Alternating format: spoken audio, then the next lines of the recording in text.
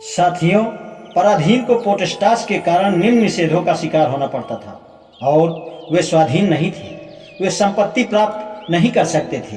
वे आघात या चोट पहुंचाए जाने पर खुद विरोध नहीं कर सकते थे।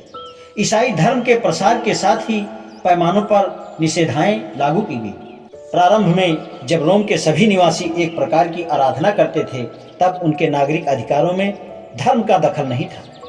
ईसाई सम्राटों के राज्य में नास्तिक, धर्मांतरित तथा विधर्मी मूर्ति पूजक और यहूदी सभी अलग अलग प्रकार से निषेध हुए। विशेष रूप से संपत्ति के अधिग्रहण तथा न्यायालय में साक्ष्य के मामले में केवल 4 सदस्यीय परिषद द्वारा मान्य रूढ़िवादी ईसाई ही नागरिक अधिकारों का उपयोग कर सकते थे। रोमन विधान में प्रतिबंधों का विवरण जानबूझकर हिंदू नाक ऊंची करके दिखा सकते हैं कि केवल ब्राह्मणवादी विधान में ही कुछ निश्चित वर्गों पर प्रतिबंध लागू नहीं है, बल्कि रोमन विधान में ब्राह्मणवादी विधान के बराबर क्रूरता बिल्कुल नहीं थी। रोमन और ब्राह्मणवादी विधानों की तुलना करने पर और निषेधों की व्याख्या करने पर ब्राह्मणवादी विधान के आधार पर कलही खुल जाती है। रोमन विधान में निषेध और अधिकार का आधार क्या था?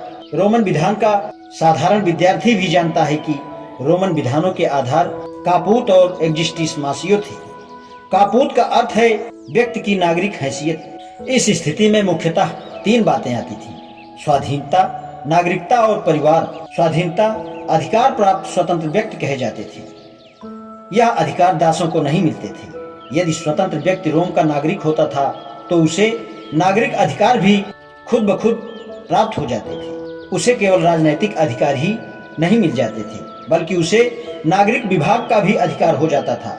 अंततः उसे पारिवारिक विधानों के अंतर्गत सभी सुविधाएं प्राप्त हो जाती थी। जब भी कभी मौजूद हैसियत समाप्त या संशोधित हो जाती थी, तब व्यक्ति कैपिटिस डिमिनेशियो की स्थिति में आ जाता था, जिसका अभिप्राय है उसकी पहले मान्य स्थिति पूर्ण रूप से समाप्त हो जाती थी या कुछ कम हो जाती थी। इस स्थिति में 3 प्रकार के परिवर्तन होते थे, जिन्हें सर्वाधिक, माध्यम और न्यूनतम कहते थे। सर्वाधिक में स्वाधीनता, नागरिकता और दाम्पत्य के अधिकार समाप्त हो जाते थे। ऐसा उस स्थिति में होता था जब रोम का नागरिक युद्धबंदी हो जाता था या आपराधिक मामले में दास बना दिया जाता था, किंतु सत्व से मुक्त होकर आने पर उसे सभी नागरिक अधिकार भी प्राप्त हो जाते थे। स्थिति में परिवर्तन की दूसरी रीति व्यक्तिगत आजादी के अधिग्रहण के अलावा नागरिक और पारिवारिक अधिकारों की संपत्ति थी, पर ऐसा तब किया जाता था जब कोई नागरिक किसी अन्य प्राप्त की नागरिकता प्राप्त कर लेता है।